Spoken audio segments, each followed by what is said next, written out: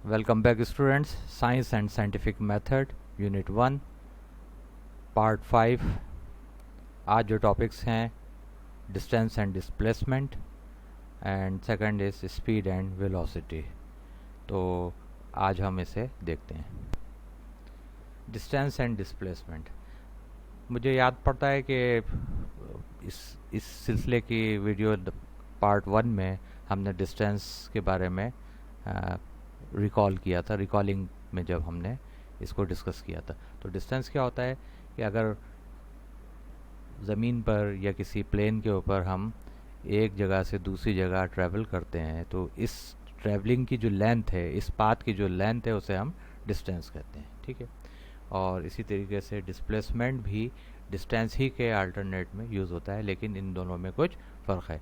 In daily life we use the word distance for both distance and displacement, but in physics displacement is more precise quantity which also involve direction and it is called vector quantity। अच्छा, अब इसकी ज़रा हम यहाँ पे explanation करते हैं। देखिए इस फिगर के ऊपर गौर कीजिए। यहाँ पर एक पॉइंट ए दिखाया गया है और एक पॉइंट बी दिखाया गया है, और इसमें देखिए कि एक पाथ 1 है और एक पाथ 2 है। तो मतलब ए से बी के लिए जाने के लिए हम किसी भी पाथ को अडॉप्ट कर सकते हैं। फॉर एग्जांपल कोई शख्स जो है पाथ 1 से गया, तो इसका देखिए कि इसने जो ट्रैवल किया वो पहुंचा तो पॉइंट ए से पॉइंट बी पर ही है, लेकिन उसने ज़्यादा डिस्टेंस को ट्रैवल किया, क्योंकि साफ नज़र आ रहा है कि ए से बी के दौरान तक पहुंचने के लिए उसे ज़्यादा डिस्टेंस ट्रैवल करना पड़ा, ज़्यादा लेंथ ऑफ पाथ इस्तेमाल हुई है। ठीक है। तो उसकी इस मोशन के दौरान में पाथ 1 में ज़्यादा डिस्टेंस इन्वॉल्व हो गया, ज़ाहिर है कि वो मीटर या किलोमीटर में होगा। इसी तरीके से अगर पार्ट 2 देखें, तो पार्ट 2 के अंदर भी ए से पॉइंट बी तक पहुंचा है, लेकिन as compare to part 1 part 2 is shorter. तो हमें नज़र आ रहा है कि इसमें कुछ कम फासला तय किया गया है, कम डिस्टेंस ट्रेवल हुआ है। तो अब इसका मतलब ये हुआ कि एक पॉइंट से दूसरे पॉइंट तक जाने के लिए बहुत सारे रास्ते हो सकते हैं। There are so many ways to travel from one place to another place, and distance is not depend on the shortest way or shortest path, but it is simply a path which a body adopt to move। ठीक है। इसका मतलब ये हुआ कि distance simply क्या है, वो पाथ है, उस पाथ की लेंथ है जिसको कोई बॉडी एक पॉइंट से दूसरे पॉइंट तक पहुंचने के लिए अडॉप्ट करती है। ठीक है। अच्छा, डिस्टेंस की कोई भी लेंथ हो सकती है, कम भी हो सकता है, वो ज़्यादा भी हो सकता है। On the other hand displacement that is more precise and another physical quantity. Physics के अंदर ये एक इम्पॉर्टेंट क्वांटिटी है डिस्प्लेसमेंट, डिस्टेंस के ही अगेंस्ट में डिस्प्लेसमेंट। और डिस्प्लेसमेंट क्या है? It is the shortest possible path between two points. दो पॉइंट्स के दरमियान में शॉर्टेस्ट जो पाथ हो सकता है, जिसके ऊपर ट्रैवल करके एक पॉइंट से दूसरे पॉइंट पे कोई बॉडी पहुंच जाएगी, उसे हम कहते हैं डिस्प्लेसमेंट। और देखिए कि पहला जो पाथ है, पाथ 1 और पाथ 2, वो ये एक जिगजैग की फॉर्म में है। इसकी शक्ल जो है कुछ जो है वो आड़ी तिरछी सी है, और ज़ाहिर है कि हम अगर ट्रैवल करते हैं तो डायरेक्ट तो किसी जगह पे एक स्ट्रेट लाइन बनाते हुए नहीं पहुंचते, तो ज़ाहिर है हम डिस्टेंस ही ट्रैवल कर रहे होते हैं रोड के ऊपर, गलियों में, या अपने घर के अंदर भी हम अगर फर्स्ट फ्लोर पे या थर्ड फ्लोर पे जाते हैं, तो कभी हमारा जो स्टेयर केस है वो राइट पे टर्न होता है, फिर लेफ़्ट पे टर्न हो जाता है, फिर राइट पे टर्न होता है, फिर लेफ़्ट पे टर्न होता है, तो बार बार हमारी वे चेंज हो रही होती। ऑन द अदर हैंड आप ये देखें कि ए पॉइंट से बी पॉइंट के दरमियान में एक एरो लाइन मैंने ड्रॉ की है, तो ये क्या दिखा रही है? ये डिस्प्लेसमेंट को दिखा रही है, और ये एक स्ट्रेट लाइन की तरह है। तो ये शॉर्टेस्ट पाथ है। अगर इसको हम नापें, अगर किसी तरीके से इसको मेजर करें और स्केल के ज़रिए या किसी ज़रिए से, आप तो देखेंगे कि पाथ 1 और पार्ट 2 की जो लेंथ है वो ज़्यादा होगी, और ये जो ए और बी के दरमियान एक एरो लाइन है जो कि डिस्प्लेसमेंट वेक्टर इसे हम कहते हैं, ये एक ख़ास डायरेक्शन में भी है और इसकी एक मखसूस लेंथ होगी, ये शॉर्टेस्ट पाथ होगा, ये फिक्स होती है।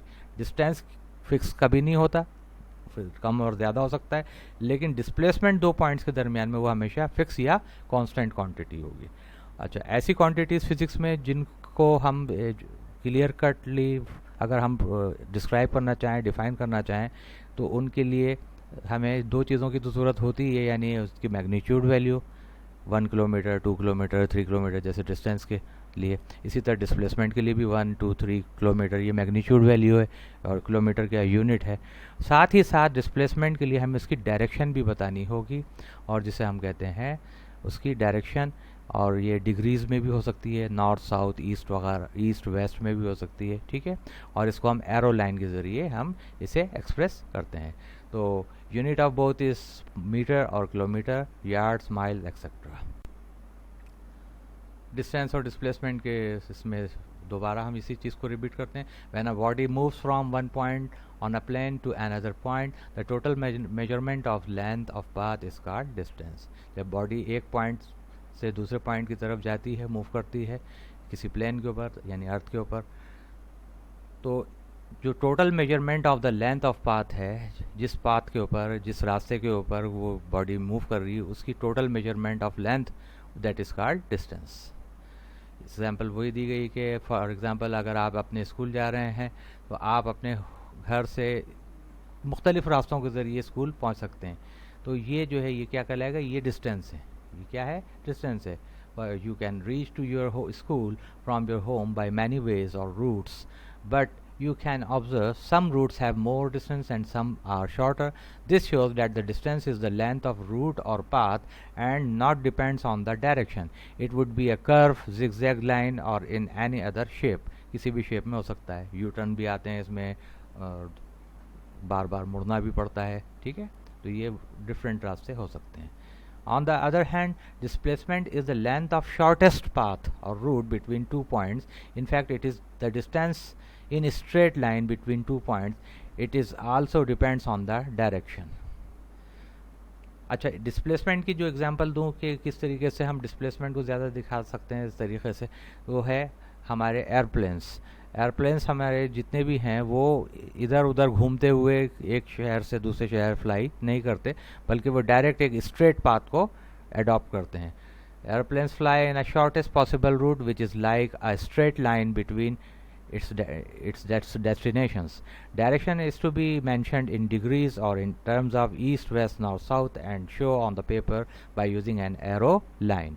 अच्छा, ये जो डिस्प्लेसमेंट है ये पॉजिटिव भी हो सकता है और नेगेटिव भी हो सकता है। पॉजिटिव डिस्टेंस का मतलब ये कि एक पॉइंट से दूसरे पॉइंट की तरफ आप जा रहे हैं तो वो पॉजिटिव डिस्टेंस हो गया। अब अगर बैकवर्ड आ रहे हैं, पिछली मिसाल में देखें कि ए से बी की तरफ चले गए तो इसको हमने पॉजिटिव डिस्प्लेसमेंट कहा, और अगर बी से वापस ए की तरफ आ रहे हैं तो ये नेगेटिव हो जाएगा, ठीक है। तो इस चीज़ को जहन में रखिए। नेक्स्ट पार्ट चीज़ है हमारे पास, वो है speed and velocity. Speed and velocity पहले डेफिनेशन देख लेते हैं स्पीड की। Distance travelled per unit time is called speed. Distance travelled per unit unit time के दौरान में जितना डिस्टेंस हम कवर करते हैं उसे हम कहते हैं स्पीड। इसी तरीके से अगर हम एक ख़ास डायरेक्शन के अंदर डिस्टेंस कवर कर रहे हैं यानी डिस्प्लेसमेंट में है विद अ यूनिट टाइम के दरमियान में, then this is called velocity. तो इसको हम कहते हैं वेलोसिटी। स्पीड और वेलोसिटी दोनों अल्टरनेटली यूज़ होते हैं। फ़र्क सिर्फ ये है कि वहाँ पर स्पीड के अंदर हम कहते हैं कि distance covered per unit time, और वेलोसिटी के अंदर हम कहते हैं displacement covered per unit time. Unit time के दौरान में जितना डिस्प्लेसमेंट कवर किया जाएगा उसे हम वेलोसिटी कहते हैं। वेलोसिटी हम एक वेक्टर है, यानी इसके लिए डायरेक्शन भी ज़रूरी है, जबकि स्पीड जो है उसके लिए डायरेक्शन ज़रूरी नहीं है। That is called scalar quantity. In routine speed and velocities are use alternately. अब इसको थोड़ा सा हम और एलेबोरेट कर सकते हैं। If we denote the speed और velocity by small V, velocity को या स्पीड को हम स्मॉल वी से ज़ाहिर करें, distance by S, small S से हम ज़ाहिर करते हैं डिस्टेंस को या डिस्प्लेसमेंट को, and time by small t, then by definition. तो डेफिनेशन के हिसाब से फार्मूला क्या बनता है, वेलोसिटी और speed is equal to distance travelled, जितना फासला डिस्टेंस ट्रेवल किया गया, अपॉन टाइम ऑफ जर्नी, जितना वक्त लगा है इस जर्नी को कंप्लीट करने में, इस ट्रैवलिंग को कंप्लीट करने के लिए जितना टाइम लगा है।